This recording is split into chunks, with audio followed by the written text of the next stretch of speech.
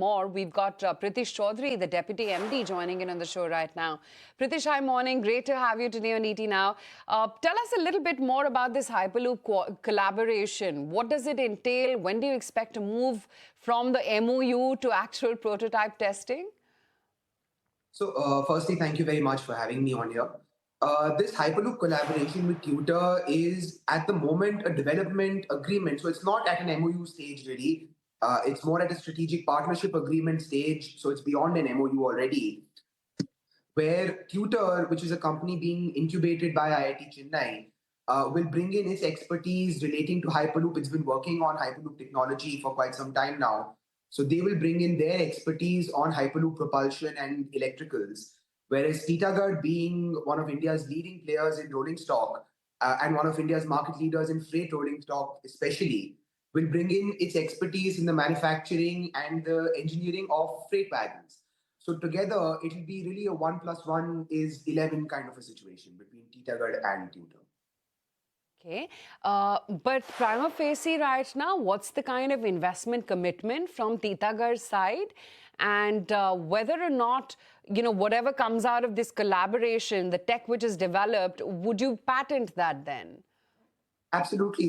So the final product that comes out of this collaboration would be a joint IP item, which would be shared between the two companies. As far as the investments that are concerned, the numbers would not be very substantial to begin with. There would be very small investments, more on the R&D side and the proto development side. A large part of the work has already been done by TuTr on the propulsion side. As far as the commercial projects go, there are some projects that are already in line which have not been disclosed yet to the markets or to the public. So unfortunately, I'm not at liberty to disclose them. But there are some prototype development contracts which are already in hand, which we will be working towards. The other thing I wanted to talk about was this sizable 40,000 crore rupee mega wagon tender, which is really touted as the largest in the railway history ever. What is the progress on that? And have the tender's timeline been announced? How much of the pie are you targeting at Titagarh? So, not the timelines for the tender haven't really been announced. What we know of the tender is from media reports, in fact. Uh, the demand for these wagons will need to come back to the market, whether that's in 1 quarter, 2 quarters, 3 quarters is something that is difficult for us to say, but the demand for these wagons should definitely come back to the market. And as far as Titagarh's market share is concerned, we've always maintained historically the market leadership at about 25 odd percent. And going forward, we intend to maintain that for sure. The other thing I wanted to talk about also was your passenger business, because that's now 77% of your order book. When does the passenger revenue actually overtake freight revenue on the P&L? So from this year itself, we'll start seeing the impact or the addition of the passenger revenue onto the Titagarh numbers, Titagarh group numbers. As far as overtaking is concerned, it may still take a few years because the operations of the passenger have to first ramp up to that level.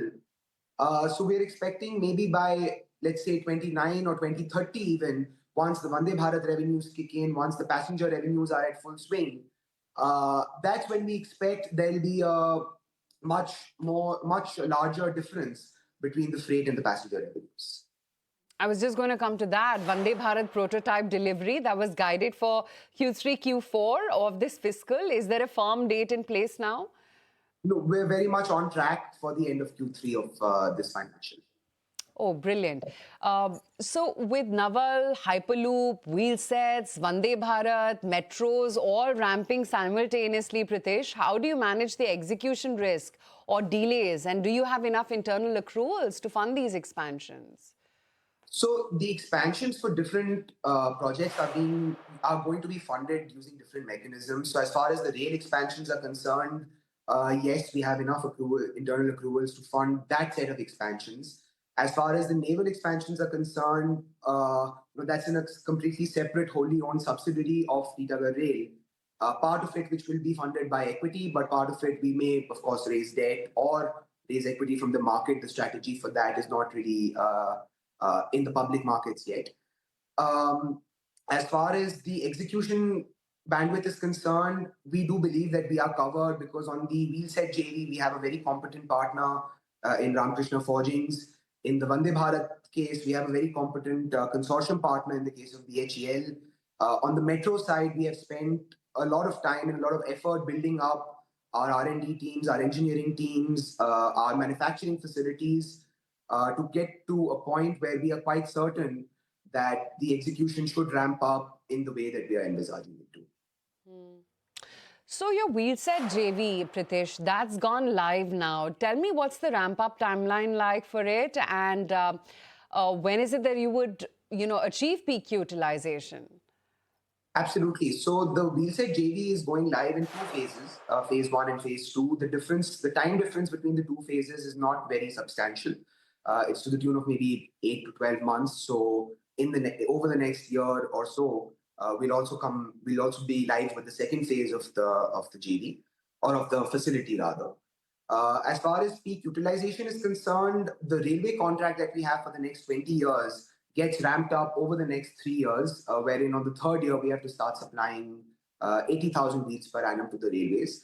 And beyond that, the sales are really dependent on the external market and on the consumption of Titagarh. Interesting. Okay, Pritish, great to have you today on the show. Thank you so much for joining in.